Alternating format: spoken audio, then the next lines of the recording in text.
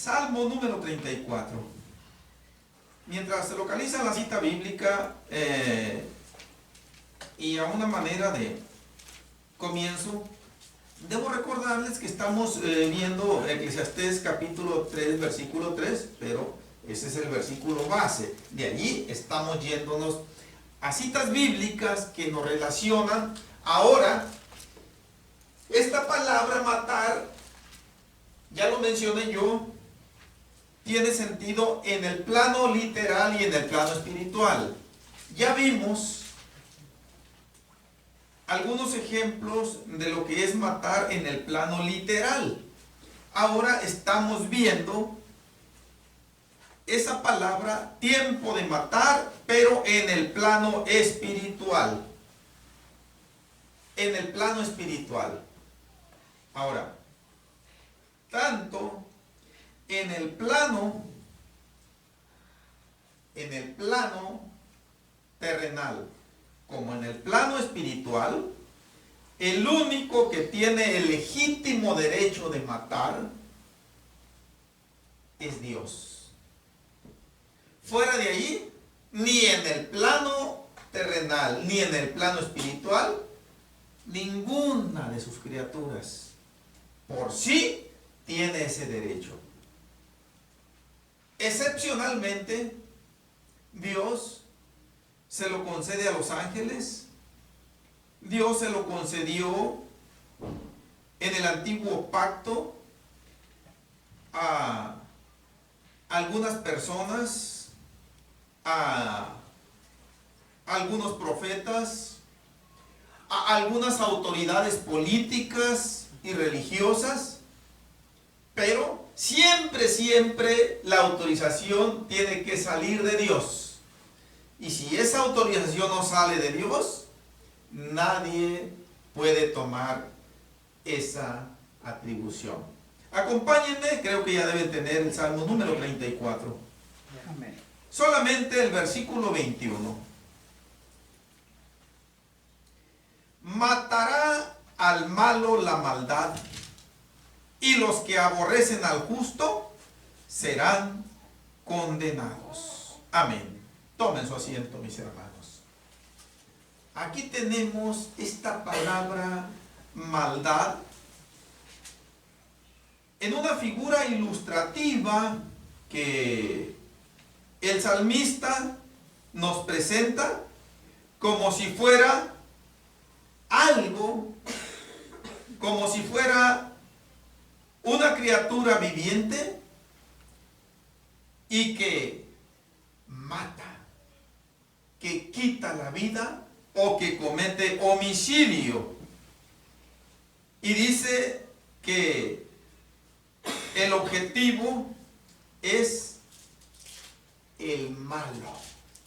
La palabra malo es una de las muchas maneras que la Escritura nos da para referirse al pecador, para recibirse al impío, para referirse al que no obedece la palabra de Dios.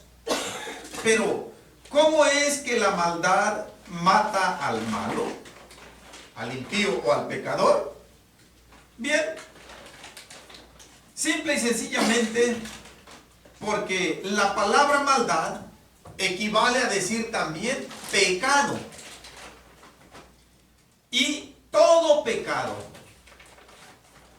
que el hombre comete conlleva a la muerte. En otras palabras, cualquier relación con el pecado, principalmente cuando se comete de una manera intencional y consciente, es como matarse o ponerse en las manos de la misma muerte. El apóstol Pablo, cuando le escribió a los romanos, les dijo: porque la paga del pecado es muerte, mas la dádiva de Dios es vida eterna en Cristo Jesús, Señor nuestro. Romanos 6:23. Entonces, de esta manera es como la maldad mata al malo, cuando se envuelve en el pecado. Y esto, mis hermanos, viene por sentencia de Dios. Esto, mis hermanos, viene desde tiempo atrás. Esto viene a hacerse presente trágicamente en la vida del ser humano cuando se deja la etapa de la niñez y que se aparta la mayoría de la humanidad de la voluntad de Dios, en la cual estuvo bien sujeta y relacionada durante el tiempo de la niñez. Qué precioso, qué preciosas son las vidas de los niños, de las niñas, aún de los bebés pequeños que nunca se inmiscuyeron en el quehacer pecaminoso del mundo, que nunca supieron, mucho menos vieron a su padre o a su madre decir una mala palabra, que nunca fueron testigos de que ellos fumaron o se emborracharon o anduvieron incurriendo en conductas que ofenden a Dios. Desde ese momento ellos ya van teniendo una base sólida para encaminarse en la voluntad de Dios. Y cuando están recibiendo la instrucción día con día de los padres principalmente, en su momento de la iglesia, ya en la clase dominical, ya en las predicaciones, en el ministerio, etcétera, podrá decirse en la mayoría de esas vidas, digo en la mayoría porque lamentablemente no todos, no todas las niñas, los niños, jovencitas, jovencitos, deciden seguir el buen camino de Dios. Hay tristes testimonios de que han sido muchos, han sido más los que se han ido al mundo que los que han tomado la valiente decisión de seguir buscando a Dios y servirle. Y se podrá decir en un tiempo futuro de esas vidas que realmente nacieron en el Evangelio. Pero nacieron en el Evangelio porque también el Evangelio nació en sus corazones. Tiene que haber esa reciprocidad que nunca deberá romperse, gloria a Dios. Entonces, ahí no cabrá esta porción escritural que matará al malo la maldad. Notemos, mis hermanos, que se está hablando de un tiempo futuro. Esto nos quiere decir lo siguiente, de que estamos viendo el matar en el tono espiritual, no en el plano literal. Porque si fuera en el plano literal, ya desde el mismo momento en que el malo, en que el niño, en que la niña, en que el joven, en que más bien dicho, en que el joven y la joven entran en la peligrosa, por un lado, y por otro lado, bienaventurada etapa de la juventud, ahí terminarían. Hay que llevarlos a una funeraria y que sean procesados mediante lo que las leyes establecen para llevarlo a un panteón y sepultarlo, y ahí se terminaría todo. Pero como está hablando aquí en el plano espiritual, está aquí contemplándose implícitamente una serie de oportunidades que Dios va a brindar, que Dios va a poner al alcance de cada vida, de cada criatura, para que se aparte de la maldad, para que se arrepienta, para que no se deje persuadir por las tentaciones del diablo, del mundo, de la carne. Y solamente después de un proceso de la carrera y después de que se hayan agotado todas las oportunidades que Dios le tenía asignada a esa vida y la rechazó, entonces se cumplirá esta sentencia de Dios que dice: matará al malo la maldad. Sí, hay un tiempo en el que Dios se empeña en tratar de una manera más cerca y más especial con todos los seres humanos, ofreciéndole, como podemos nosotros ver, ofreciéndole la salvación, ofreciéndole un camino mejor, ofreciéndole un mañana mejor, un futuro mejor, una eternidad mejor, y poniéndole al alcance todas las herramientas necesarias para alcanzarlo. Pero cuando la persona, después de enterarse de todas esas oportunidades, después de darse cuenta del infinito valor que tienen, después de darse cuenta y ver con toda claridad de que Dios lo que quiere es quitarle el mayor mal, la mayor maldición que puede haber en el universo, y darle el mayor bien que puede haber en el universo, y la persona le dice: de todas maneras, yo voy a vivir mi vida a mi manera.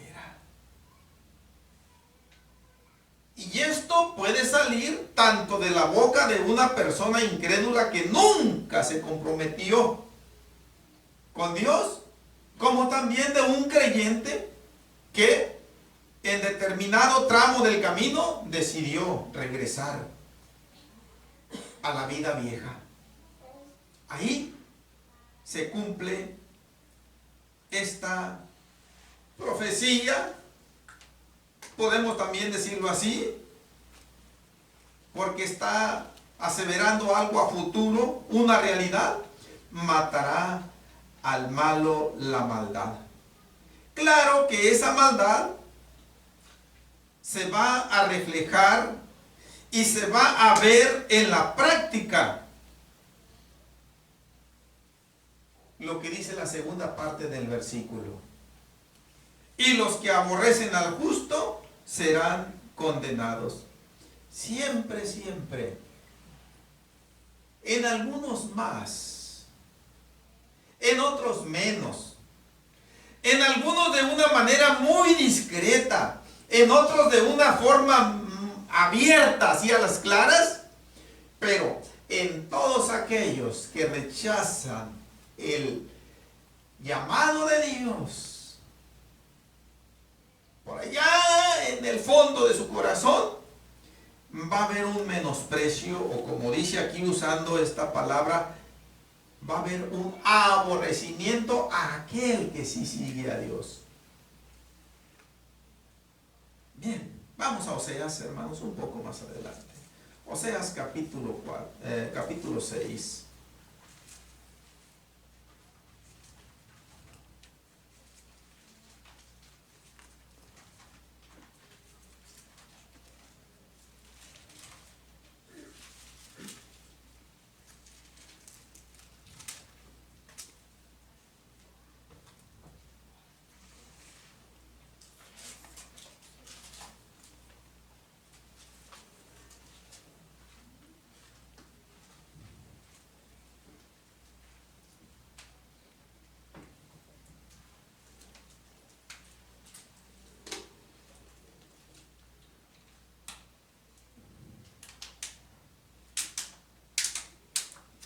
Versículos 4 y 5, por lo pronto. Dice así: ¿qué haré a ti, Efraín?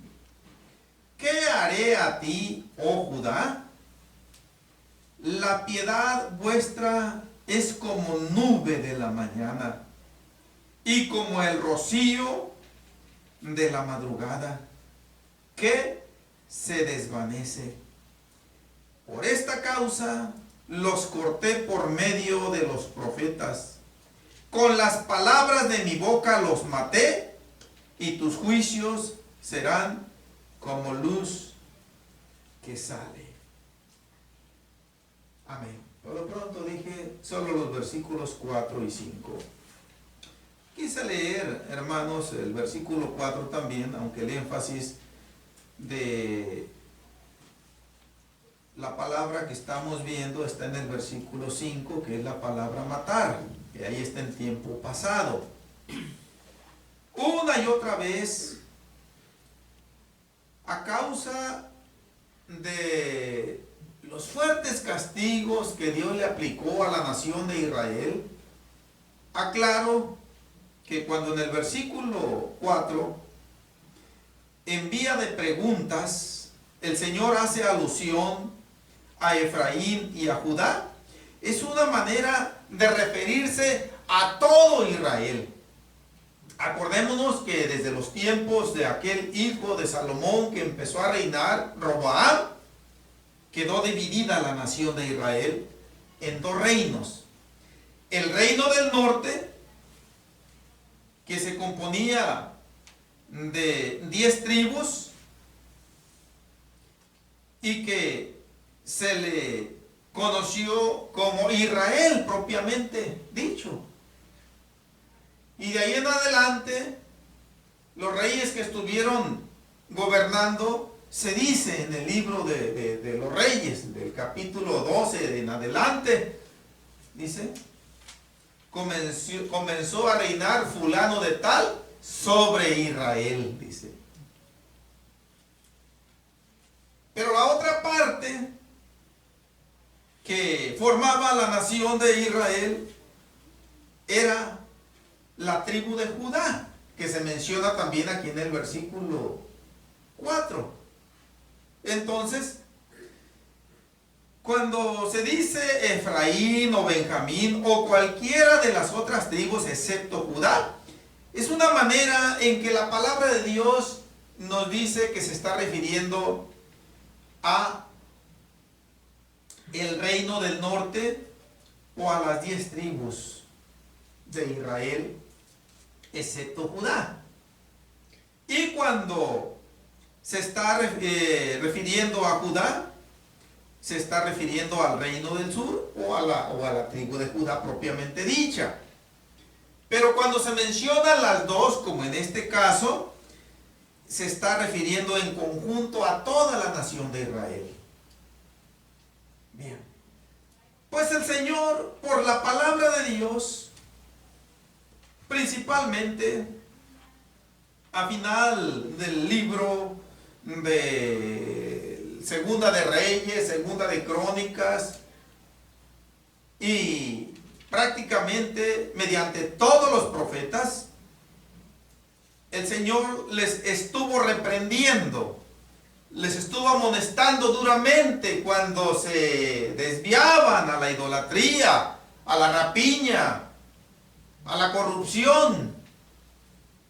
El Señor lo reconvenía una y otra vez, y como en la mayoría de los casos no se volvían a Dios, el Señor los castigaba, entregándolos regularmente en manos de sus enemigos, enviándoles pestes con grandes mortandades. Entre otras maneras de disciplinar a su pueblo, el Señor lo hacía así. Y el pueblo se volvía a Dios, pero por un tiempo muy corto y con una manera en ocasiones muy simulada.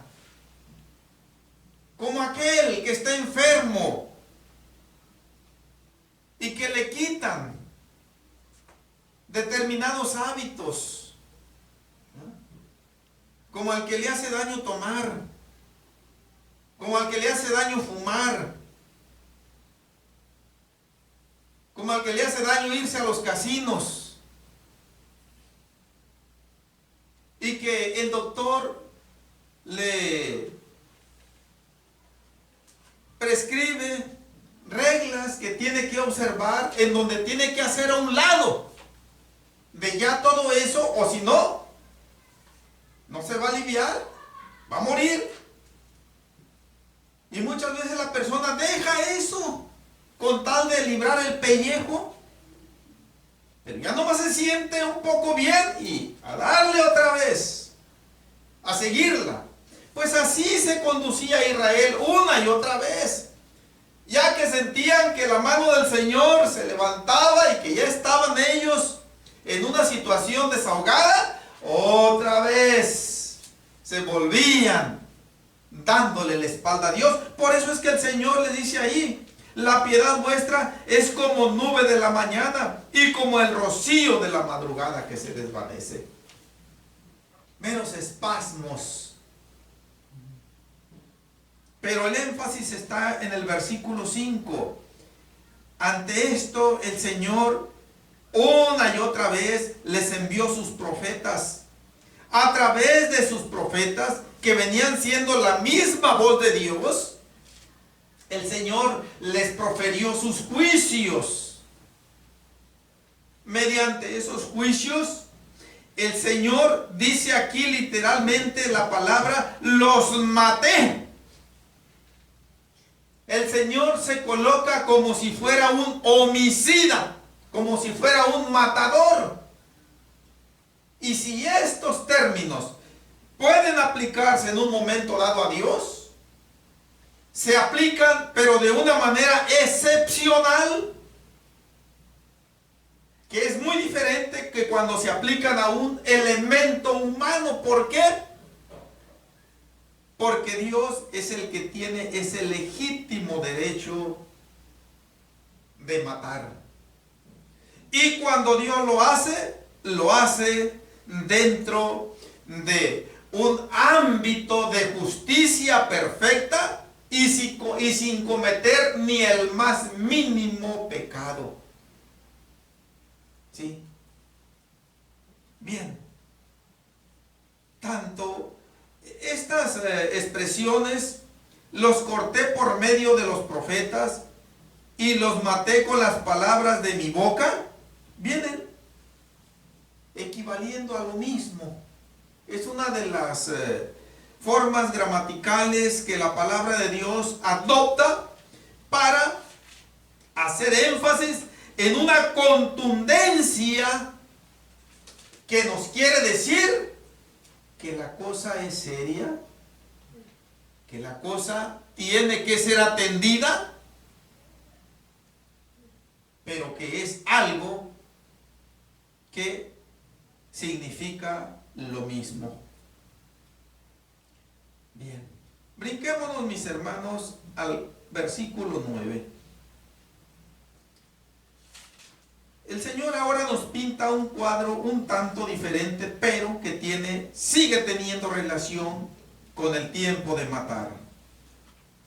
Dice: y como ladrones que esperan a algún hombre, así una compañía de sacerdotes mata en el camino hacia Siquem. Así cometieron abominación. Notemos cómo el Señor, a través de Oseas, resalta aquí a los sacerdotes como matadores de hombres, de gente. Una compañía de sacerdotes quiere decir que eran varios sacerdotes. Esta es una figura ilustrativa. No es que en lo literal pudo haber pasado. pero no se refiere potencialmente al aspecto literal. Si acaso esto llegó a suceder, sería algo muy aislado. Pero aquí nos está hablando en el tono, en el plano espiritual, que para referirse a la actitud simulada de los sacerdotes que no estaban cumpliendo honestamente con su ministerio de ser también portadores de la palabra de Dios para guiar al pueblo hacia Dios, sino que lo hacían movidos por intereses mezquinos, por intereses personales, sin decirles la voluntad de Dios.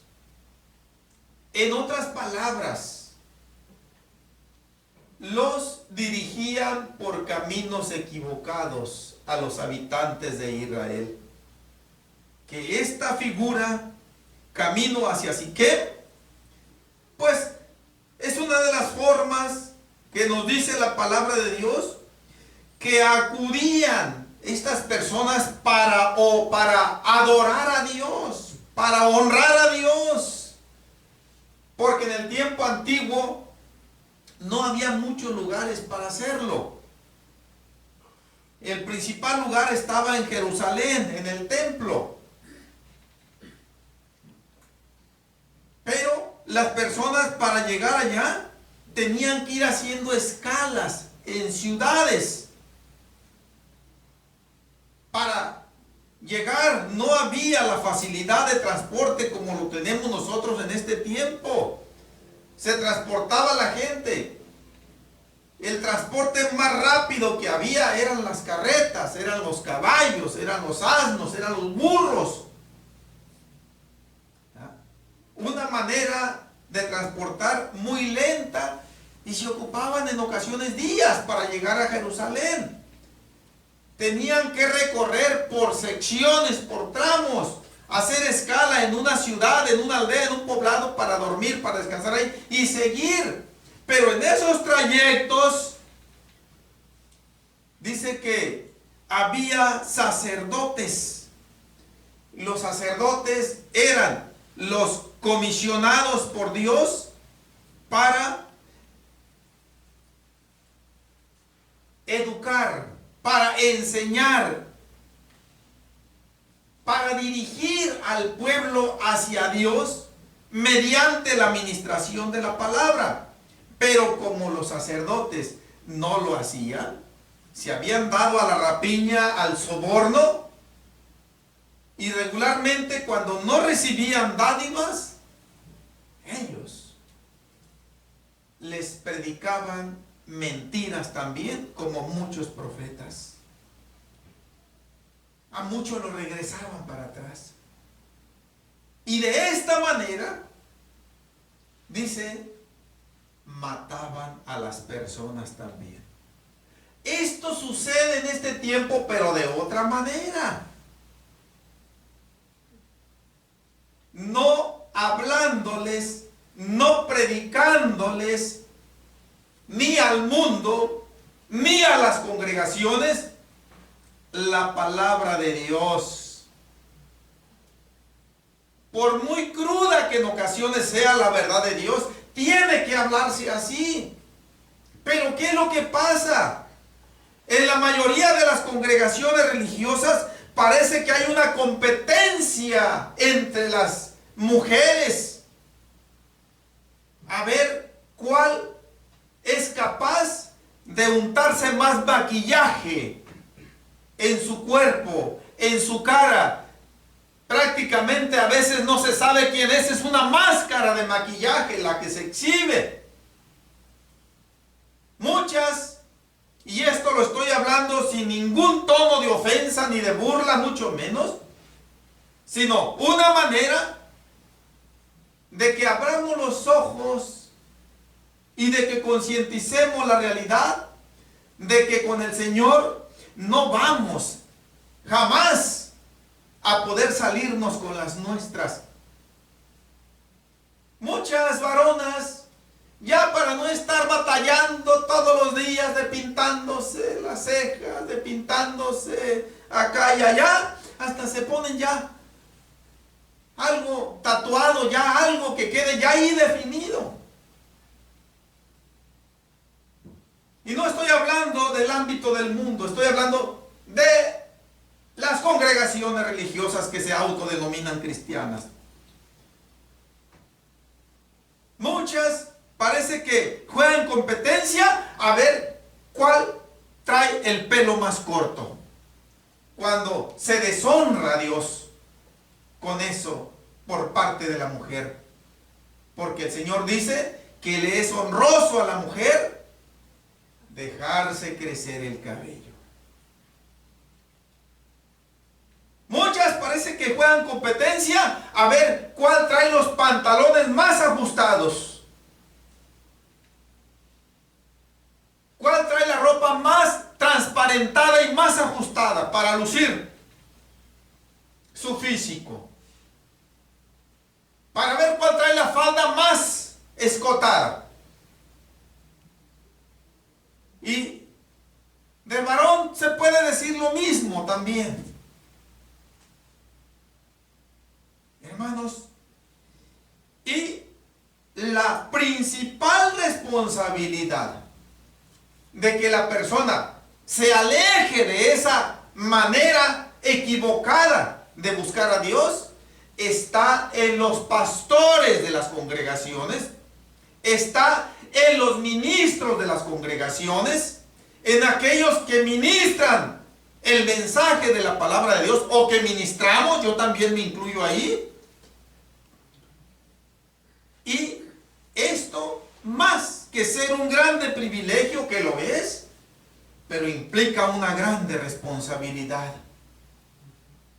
¿Sí? Porque aquí también, en este tiempo, el Señor puede estar diciendo, una compañía de pastores, una compañía de predicadores, una compañía de ministros matan en el camino hacia Siquem. Y no porque lo hagan literalmente, sino espiritualmente, adulterando, retorciendo la palabra de Dios y haciéndola que llegue equivocadamente al oído humano.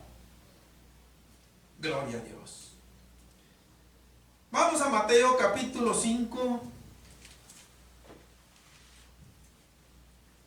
Y con esta cita bíblica terminamos la predicación de esta tarde, mis hermanos.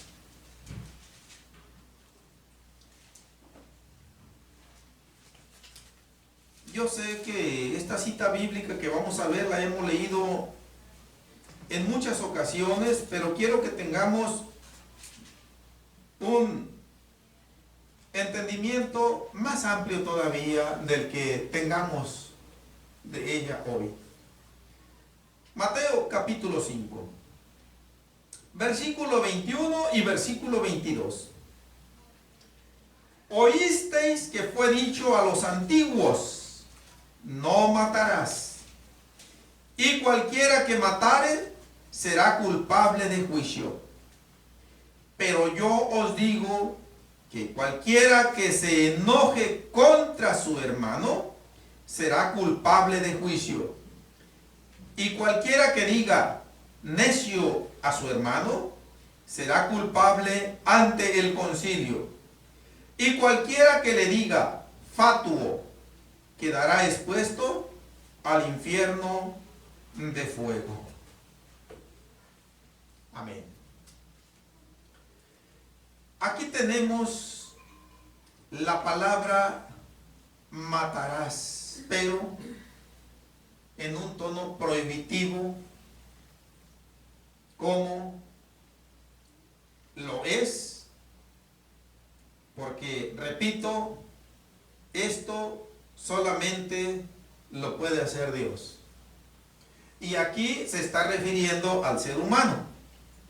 Está haciendo alusión el Señor Jesús precisamente al sexto mandamiento que tenemos en Éxodo 20:13, que dice: no matarás. Se está refiriendo al sentido literal. Y así el Señor se los está diciendo a sus discípulos y a aquella multitud que le estaba escuchando puntualmente en aquel entonces. Que casi en un 100%, o un 100% de ellos eran judíos, que conocían la ley y sabían que estaba escrito este mandamiento. Y cualquiera que lo violare, dice, será culpable de juicio. Esta palabra quiere decir, va a ser juzgado por el consejo de ancianos o por la autoridad establecida en el lugar en donde se cometa ese homicidio. Y regularmente el juicio o la sentencia era la muerte. Regularmente. Había excepciones, pero regularmente era la muerte. Y los judíos que estaban escuchándole al Señor sabían de esto. Era un lenguaje que los judíos entendían así, con toda claridad. Bien, el Señor les está diciendo, ustedes saben que Dios estableció esto así. Pero ahora yo les voy a decir lo siguiente. De aquí en adelante hay un cambio muy radical a este mandamiento. Sigue vigente. Lo que el Señor hace ahora es darle una concepción mucho más amplia y que va más allá de lo literal y que se adentra en el plano espiritual. El Señor les dice, pero yo os digo que cualquiera que se enoje contra su hermano será culpable de juicio. Notemos, mis hermanos, aquel que mataba en el tiempo antiguo y que violaba el sexto mandamiento, termina diciendo el versículo 21, será culpable de juicio. Cuando el Señor les dice, eso ya no es permitido. Ahora, ya con que un hermano se enoje contra su hermano, dice, tiene la misma consecuencia. Va a recibir el mismo castigo de muerte. Prácticamente les está diciendo con esta palabra, será culpable de juicio. ¿Por qué el Señor les estaba hablando de esta manera, mis hermanos? Miren, cuando los fariseos, los sacerdotes, los líderes religiosos de aquel tiempo principalmente, y muchos judíos en aquel tiempo, decían, bueno, no voy a llegar al extremo de matar a mi enemigo, aquel que no simpatiza conmigo, y así no incurro en juicio, no violo el sexto mandamiento, pero sí, no lo voy a pasar en mi corazón. Los líderes religiosos, empezando por ellos, por el Señor en el capítulo 23 de este evangelio, arremete con fuertes censuras contra ellos, contra los escribas y contra los fariseos. ¿Por qué? Porque una de las formas de escudarse sobre esto que estamos viendo, no matarás, era, yo no lo mato nada más, pero sí podía sentir odio, rencor, fuerte deseo de venganza, de desaparecerlo de sobre la faz de la tierra, dentro de él. Pero mientras no llegara a materializar eso y quitarle literalmente la vida, pensaban ellos, no hay ningún problema para con Dios. ¿Ok? Dice el Señor, ahora sí lo va a ver. Ahora ya con que se enoje contra su hermano,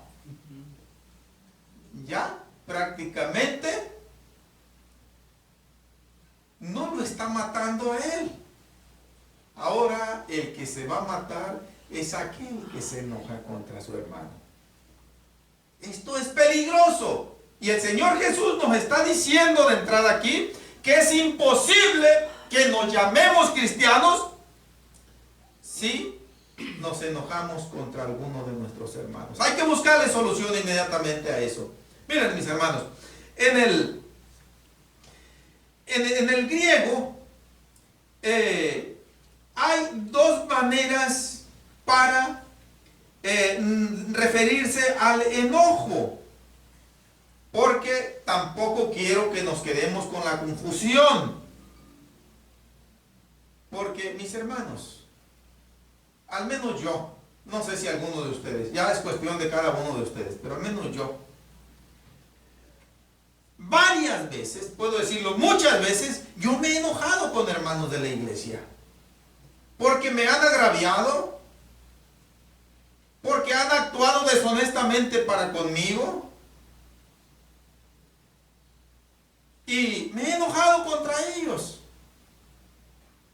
¿Y quién puede decir que nunca se ha enojado contra un hermano de la iglesia, incluyendo contra el mismo pastor? Ojalá y que haya cuando menos uno que nunca lo haya hecho. Pero cuando menos yo no puedo decir eso. Bien. El apóstol Pablo, si mal no recuerdo, permítanme encontrar la cita bíblica que está en Primera de Tesalonicenses, si mal no recuerdo, pero ahorita lo encontramos, sí.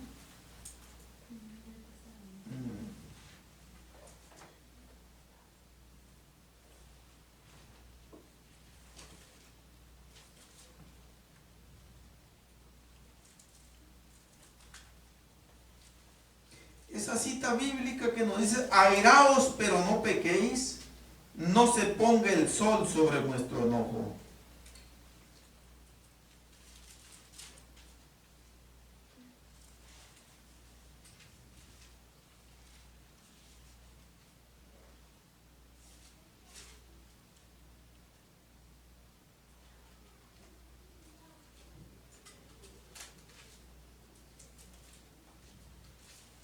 Airaos, pero no pequéis, no se ponga el sol sobre vuestro enojo. Si alguien la llega a encontrar, primero que yo me dice, por favor.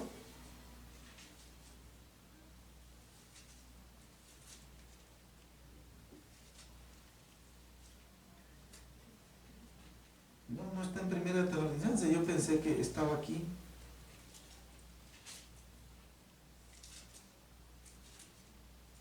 Bien, mis hermanos, a donde yo quiero ir, ahí después encontraremos esta cita bíblica. A donde yo quiero ir es a lo siguiente. Cuando el apóstol Pablo escribe en una de sus cartas y dice, airaos, pero no pequéis, no se ponga el sol sobre vuestro enojo, implícitamente está diciendo que todo cristiano, incluyéndonos a los pastores, incluyéndonos a los predicadores, nos enojamos tarde que temprano, por diferentes causas, unos por una, otros por otra. Pero dice que ese enojo no debe ser duradero, debe ser de corta existencia, de muy breve existencia. Ahora, cuando el Señor Jesús dice aquí, cualquiera que se enoje contra su hermano será culpable de juicio si esto se aplicara rígidamente, inflexiblemente, por el menor enojo, ni un cristiano llegáramos al cielo. Nuestra esperanza se truncaría en las primeras de arranque después de haber salido de las aguas del bautismo. Pero Efesios 4:16, yo le pague 4:26. Voy a leerlo literalmente. Yo le pague a mi esposa. Efesios 4:26. Andaba un tanto retirado, debo decirlo con cierta pena. Dice así: airaos, Efesios 4:26. Airaos, pero no pequéis. No se ponga el sol sobre vuestro enojo. Quiere decir que los hermanos de la iglesia, y voy a decirlo con toda claridad, quiere decir que los cristianos sí nos enojamos. Y aquel que diga que no se enoja, vale más que ya no lo ande diciendo, porque tiene peligro de irse al infierno por mentiroso. Bien. Pero, hermanos, dice, no se ponga el sol sobre vuestro enojo. Esta expresión, normalmente nosotros la aplicamos literalmente a la puesta del sol en la tarde, a las 6, 7, 8, X, Y, Z hora, dependiendo de la estación en que estemos del año. Dice, antes de que el sol se borre en el horizonte, ese enojo ya tiene que desvanecerse. Y hay realidad en eso. Pero también se está refiriendo en el otro aspecto a que ese enojo no debe durar hasta el momento en descender a la sepultura. Esto es lo que está prohibiendo la palabra de Dios. Volvamos rápidamente a Mateo capítulo 5. Mateo capítulo 5. En el griego hay dos maneras de describir el enojo. Hay dos palabras para referirse al enojo. Una de ellas es timos. Timos, voy a escribirlo aquí, porque el griego se escribe de una manera un poco diferente.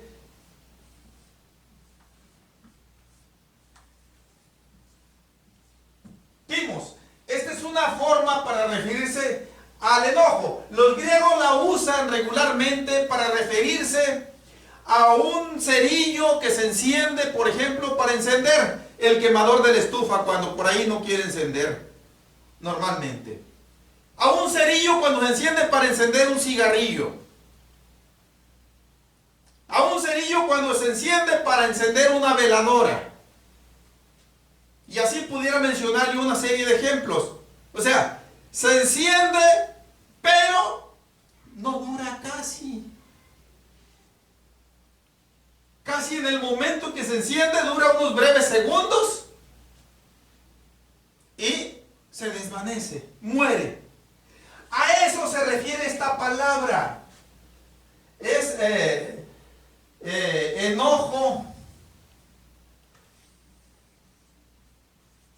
muy breve.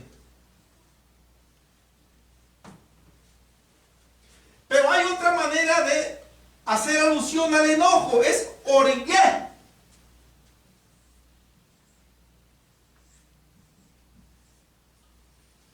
Esta palabra es la peligrosa y es a la que se está refiriendo aquí el Señor Jesucristo. Es el enojo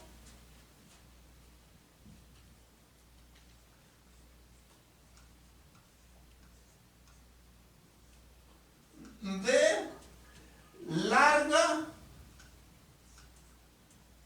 duración.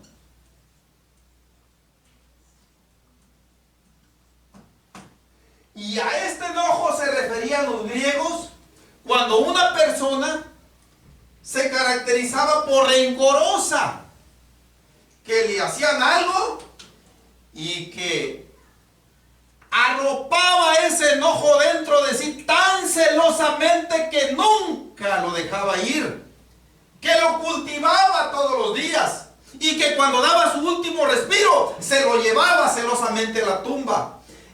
Este es el enojo peligroso en el pueblo de Dios y en toda la humanidad, y es el que el Señor Jesús censura con juicio aquí en Mateo 5:22.